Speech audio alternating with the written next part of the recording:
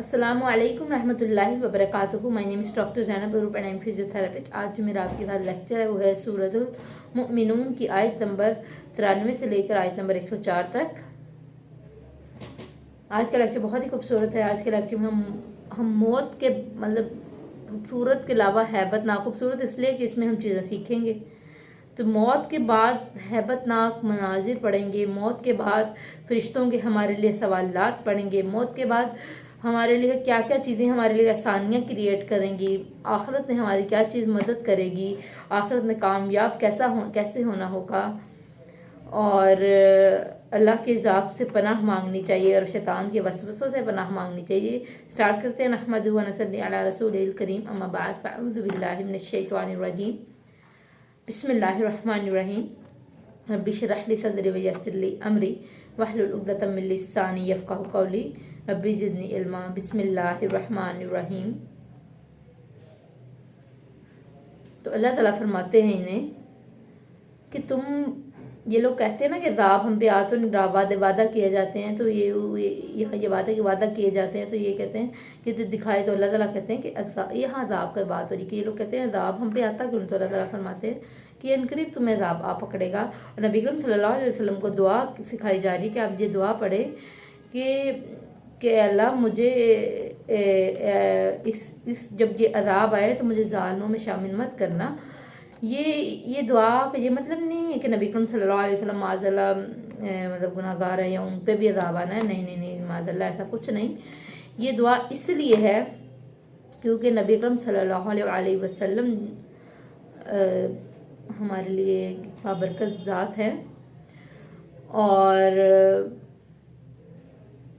दो वजह है यहाँ दुआ कराने की अल्लाह ताला की। एक तो वजह है कि जब भी कोई अज़ाब आता है, ये कोई आम बात नहीं होती। अज़ाब एक खौफनाक तरीन चीज़ है। इसमें गुनाहगारों के साथ नेकी करने वालों को भी उस वक्त डरना चाहिए, उनको भी उस वक्त दहक जाना चाहिए कि अज़ाब आ रहा है।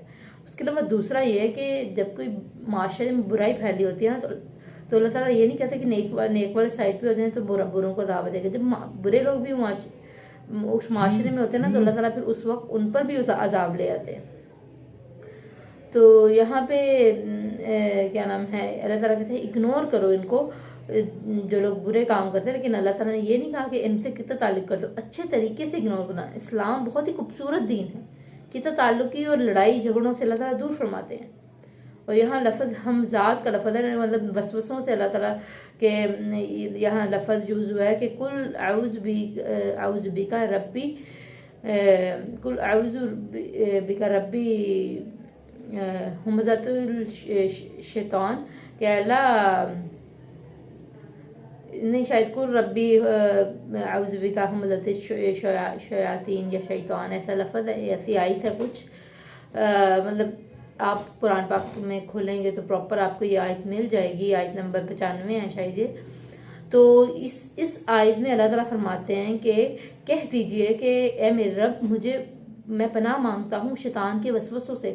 अब्दुल्ला बिन मसूद अमर रज़ी अल्लाह अन्हु के रिवायत है कि जब भी उनके बच्चे जवान हो जाते थे तो उस वक्त जब उनको ये दुआ पढ़ाते थे कि अल्लाह के शैतान के वसवसों से तुम दुआ के लिए, मतलब शैतान के वसवसों से बचने की दुआ करो। और नबी करीम सल्लल्लाहु अलैहि वसल्लम भी शैतान के वसवसों से बचने के लिए बहुत सारी दुआएं पढ़ा करते थे। और हदीस में शैतान तुम्हारे हर काम में, हर हाल में तुम्हारे पास आता है और हर काम में तुम्हें गुनाहों के वसवसे डालता है। और इससे सिर्फ अल्लाह के वसवसों से ही बचा जा सकता है, मतलब अल्लाह ताला की मदद से ही बचा जा सकता है। को हर काम में इसलिए अल्लाह की पनाह मांगनी चाहिए। और आगे अल्लाह ताला फरमाते हैं कि आगे आयत में अल्लाह ताला फरमाते हैं कि यहाँ इनको, ये लोग ये दुनिया में हुक्मरानियाँ करते फिरते, वो एक वक्त आना है जहाँ तक कि इनको आ जाएगी मौत और मौत इनको ले जाएगी।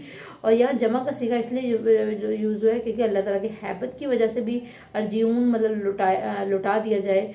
ये मतलब ये जब मौत आएगी तो कहेंगे अर्जियून हमें लुटा दिया जाए। तो ये अल्लाह ताला की हैबत के साथ भी जमा का सीगा यूज़ हो सकता है या तकरार में हो सकता है। क्योंकि हदीस है कि मौत के वक्त जब मोमिन रहमत के फरिश्ते और सामान देखता है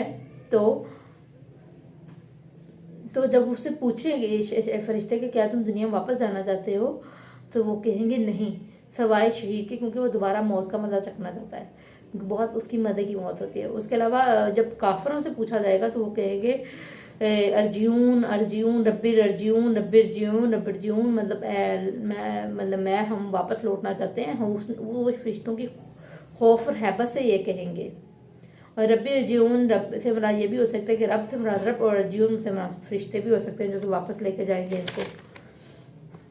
اور آگے اللہ تعالیٰ فرماتے ہیں کہ اللہ تعالیٰ اگر ان کو واپس بھیج بھی دیں اور یہ کہیں کہ ہماری دنیا میں وہ اچھے کام رکھتے تھے ہم کرنا چاہتے ہیں، تو اللہ تعالیٰ ان کو واپس بھیج بھی دیں تب بھی ہم اچھے کام نہیں کریں گے، کیونکہ اللہ نے ان کو پہلے بھی مہلت دی تھی، انہوں نے نہیں اچھے کام کیے۔ اگر نتائج پہلے دکھا کے اللہ تعالیٰ نے عمل کرانا ہو تو فائدہ گیا، پیپر امتحان کا پہلے پتہ لگ جائے تو پیپر دینے کا کیا مزہ۔ دنیا اور آخرت کی رکاوٹ میں پھر یہ بیٹھ جائیں گے اور قیامت تک وہاں انتظار کریں گے، ایک حد فاصل میں بیٹھ جائیں گے، اور پھر سور پھونکی جائے گی اس دن، نہ رشتے دار ایک دوسرے کو پہچانیں گے، اور اس دن جو کام آئے گا آپ کا نیک عمل کام آئیں گے، کیونکہ مرنے کے بعد 3 چیزیں فائدہ دیتے ہیں، نیک عمل یا وہ علم جو آپ نے کسی کو سکھایا ہو، کسی کو نفع دیا ہو، یا صدقہ جاریہ مطلب جو آپ کے مرنے کے بعد بھی آپ کی نیک عمل ہوتا رہا، اور دوسرا نیک اولاد۔ سب سے پہلے 1 نمبر پہ نیک اولاد ہے، پھر نیک عمل جو صدقہ جاریہ کی صورت میں ہو، اور دوسرے نمبر پہ ہے کہ جو علم آپ نے سکھایا۔ علم کے بارے میں حدیث میں ہے کہ ایک شخص کے اعمال ترازو میں ڈالے جائیں گے، اور پھر اس کا وہ ترازو مطلب ہلکا ہوگا، تو پھر ایک بادل کی جیسا ایک عمل آئے گا کہ وہ دیکھنے میں تو بہت ہلکا ہوگا، لیکن جب وہ ترازو میں ڈالا جائے گا تو اس کا میزان میں ڈالا جائے گا تو اس کا بہت وزن ہوگا، اور پھر اسے پوچھا جائے گا تو معلوم ہے کہ کون سا تمہارا علم ہے، تو وہ کہے گا نہیں مجھے معلوم نہیں ہے، تو پھر اس کو بتایا جائے گا کہ یہ تمہارا وہ علم ہے، یہ وہ عمل ہے جو تم نے علم کسی دوسروں کو سکھایا تھا۔ تو بظاہر تھوڑا سا علم ہوتا ہے اس لیے، لیکن علم جب آپ دوسروں کو سکھا دیتے ہیں، آپ کے مرنے کے بعد کوئی سیکھتا ہے، یا آپ سکھا کے کسی کو چلے جاتے ہیں وہ آگے کسی کو سکھاتا ہے، تو یہ آپ کو تب تک اس کا ثواب ملتا رہتا ہے۔ حدیث ہے کہ قیامت کے دن شہیدوں کا خون اور علماء کے قلم کی روشنائی کو تولی جائے گی، تو علماء کے قلم کی روشنائی شہیدوں کے خون سے زیادہ ہوگی وزن میں۔ تو اس لیے نوٹس بنایا کریں اور علم حاصل کیا کریں، اور جو چیز سیکھیں اس کو آگے بھی سکھائیں۔